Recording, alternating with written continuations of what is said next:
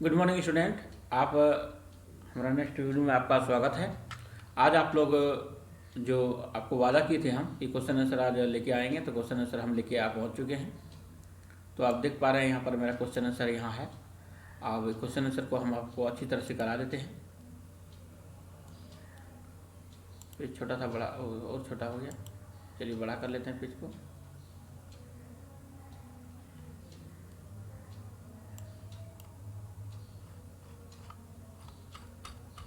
चलिए क्वेश्चन को यहाँ करते हैं। दूसरा क्वेश्चन है, निम्नलिखित प्रश्नों का कारण बताइए। एक गेंद मैदान में लुढ़कती हुई रुक जाती है, किसके कारण रुक जाती है? घर्षण बल के कारण रुक जाती है। बॉल पेन से प्लास्टिक या तेल लगाकर कागज पर लिखना कठिन होता है, क्योंकि वहाँ घर्षण न होने के कारण वहाँ पर हम लोग लिख नहीं पाते हैं। गौ नंबर क्वेश्चन है, खिलाड़ियों के जूते घटकदार या कांटेदार वाहन के टायर के ग्रिप होते हैं, क्योंकि घर्षण को बढ़ाने के लिए होते हैं। मशीनों में घूमने वाले भाग में स्नेह ग्रीस या तेल लगाते हैं, घर्षण को कम करने के लिए करते हैं। घर्षण कम करने के दो उपाय बताएं।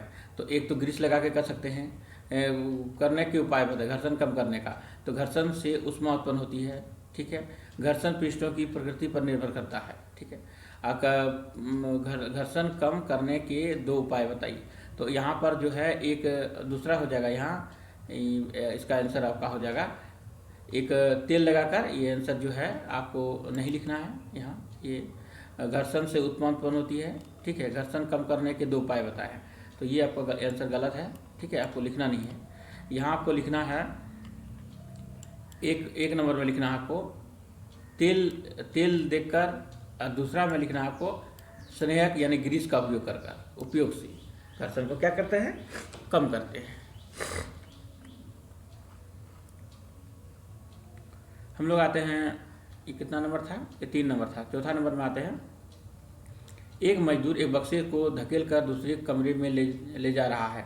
उसी समय एक वस्तु को पहली वस्तु के ऊपर रख दिया गया।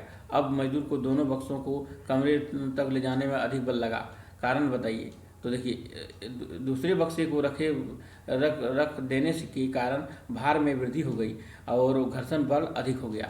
तो कोई वस्तु में यदि भार जितना वृद्धि अधिक रहेगा तो घर्षण बल उस जमीन को अधिक चिपकेगा। अधिक चिपकने के कारण से वह घर्षण बल बढ़ जाता है। 5वां नंबर क्वेश्चन है, एक फुटबॉल के मैदान में खिलाड़ी बिना जूते पहने खेल रहे हैं। अचानक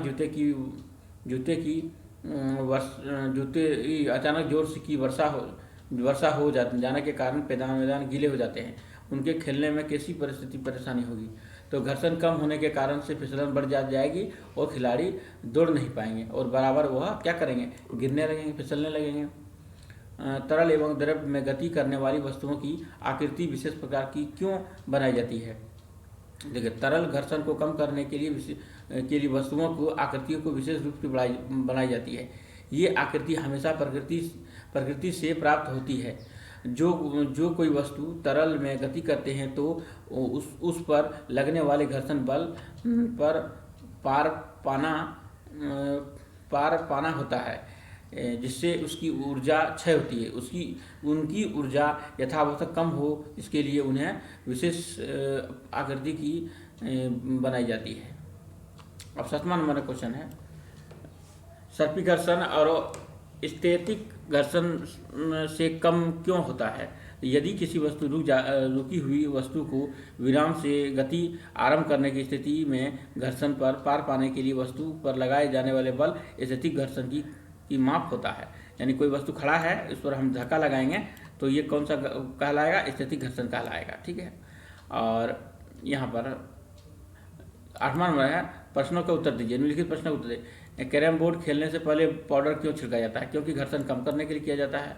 औरत चूड़ी पहनने से पहले हाथ में साबुन या तेल लगाया जाता है ना, साबुन तेल, तो घर्षण कम करने के लिए। हमारा स्किन में घर्षण कम हो जाएगा तो चूड़ी और या जो भी पहनते हैं वह जल्दी से अंदर चल जाता है।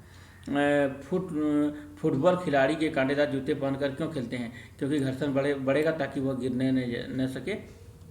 माचिस की तिलियों को रुकड़ी दीवार पर रगड़ने में क्या होगा? तो आग पकड़ लेगी, क्योंकि घर्षण से क्या होता है? आग पकड़ लेता है।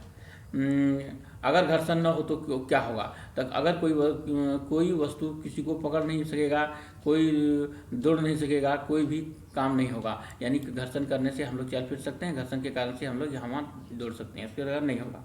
9 नंबर, घर्षण से ऊष्मा उत्पन्न होती है, एवं ऐसा उदाहरण बताइए जिससे घर्षण के कारण ऊष्मा उत्पन्न हमारे लिए लाभदायक होता है। तो हमारे घर्षण से ऊष्मा उत्पन्न होती है। अपनी दोनों हथेलियों को रगड़िए, देखिए तो यह क्या हुआ, हमको गर्म महसूस होता है।